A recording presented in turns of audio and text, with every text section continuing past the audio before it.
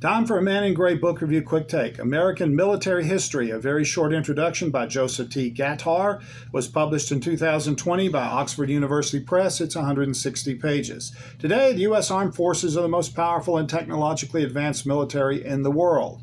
But it was a long journey for the United States military to reach this point.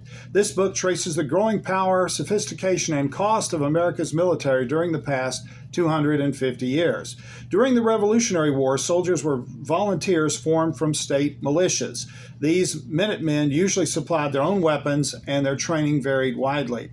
After the U.S. gained independence, there was a great deal of opposition to maintaining a standing army, although a small naval force was authorized. Thus, the War of 1812 was still largely fought with state militia troops. After the war, a turning point came with the establishment of a military academy at West Point, New York.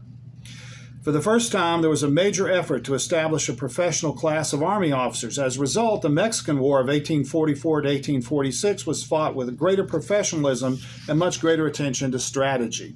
The Civil War marked the beginning of the U.S. as a major military power. Not only were the armies of both sides far greater than in any previous war, but technological innovations, including ironclad ships, telegraph communications, and railroad transports, changed the nature of battles. Also, both sides drafted men into their armies for the first time.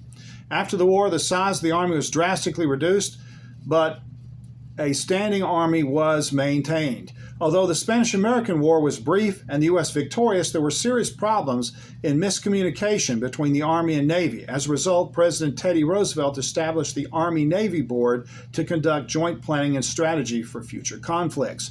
The entry of the United States into World War I in 1917 found the country totally unprepared to fight a major war. A lack of troops, weapons, and ships meant that 6 months passed before a significant number of soldiers were in the field in France. The run-up to World War II saw the first peacetime draft instituted in 1940. The country rapidly converted to a wartime footing after the Pearl Harbor attacks, and by war's end had the world's largest navy. The Cold War meant that the draft became permanent and spending on defense began to snowball.